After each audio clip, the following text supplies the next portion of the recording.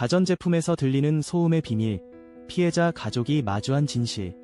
현대사회의 발전과 함께 가전제품들은 우리 일상의 필수 불가결한 동반자가 되었습니다. 하지만 이들의 고장이나 이상 현상은 종종 불쾌한 소음을 동반하며 때로는 그 소음이 우리를 싫어하는 사람들의 조롱거리로 만들기도 합니다. 특히 가전제품에서 들리는 이상한 소음이 특정 대상을 겨냥하고 있다면 그 이면에는 가히 기이한 조직 스토킹의 진실이 숨어 있을지 모릅니다. 이상한 소음 그 뒤에 숨은 비밀. 별것 아닌 소음이겠지 라는 생각과 달리 가전제품에서 나오는 소음이 조직 스토킹의 일환이라는 사실을 아는 사람은 얼마나 될까요? 가해자들은 마치 연인을 그리워하는 듯한 집착으로 피해자의 일상의 소음을 불러일으키고 그 소음을 통해 심리적 압박을 가합니다. 생각해보세요.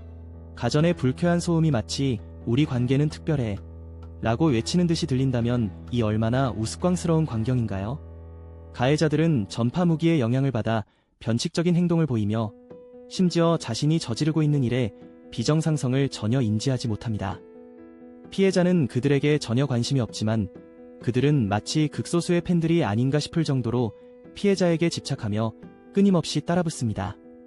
오히려 가해자들이 좁은 골목길에서 유령처럼 적응하기 위해 불쾌한 소리를 지르는 장면은 코미디 영화의 한 장면 같습니다. 내가 너의 소리다.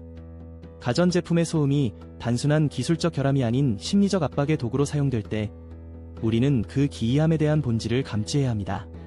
마치 한숨소리가 구름 같은 가전제품에서 흘러나오는 순간 가해자들은 너를 사랑해 라고 외치는 것처럼 소음으로 피해자의 존재를 강조합니다.